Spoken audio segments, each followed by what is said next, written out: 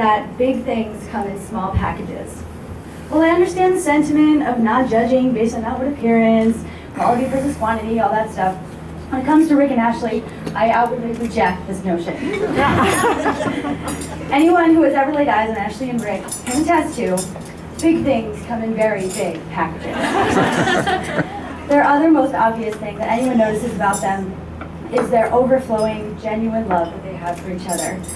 Ashley's statuesque 5'10" and Rick's towering 6'4" make for over 12 feet of undeniable devotion and affection for each other. But as with most things in love, this is not without cost. But I'll get to that. Ashley and I met in college, and between a few spring breaks at my parents' house in Florida and a number of annual visits to my now home in Texas, flying to Florida twice a year for 1 year of my wedding, I feel honored and privileged that she would log that many airborne miles to keep our friendship alive. I keep offering to come to Boston to visit her, which I do on occasion, but I have this weird tendency to live in warm places in the country, and it usually seems right about early spring that Ashley seems to want to leave Boston and come visit me. Weird. But Ashley seems to be at the tippy top end of the margin of comfortable flying size. Rick is another story. Ashley called me a few years ago when I was planning my wedding with a very important topic on her mind. I was early in the process of guest lists, seating charts, all that stuff. I had already asked her to be my maid of honor, but she had a very important question that she politely broached because there was this guy that she was dating. And I hadn't met him yet, but I was definitely going to like him.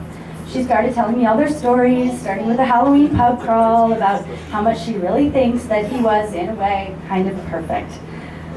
She knew that he was going to be an important part of her life for a very long time, and that since Rick is important to her and she was important to me, she didn't want Rick to miss out.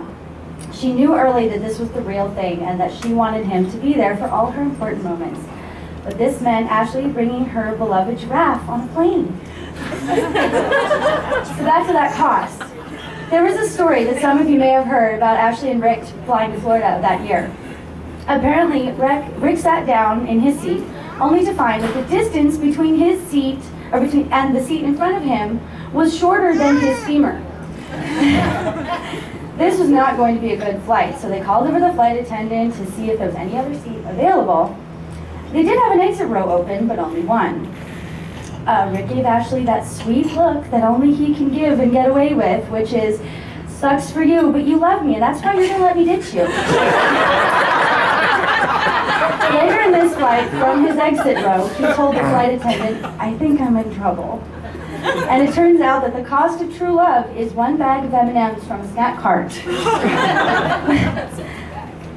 But love is also about compromise. So Rick, of course, snatched a few and then sent the open bag down back to many rows to Ashley's seat as an offering of forgiveness. So it is my belief that big things come in very big packages, and your love is a testament to that. When you both are around each other, or even just talking about each other when the other isn't around, your eyes get big, your smiles are big, sometimes your voices get big, and sometimes you actually do appear taller. But I think that's actually because mostly Rick is lifting you up off the ground.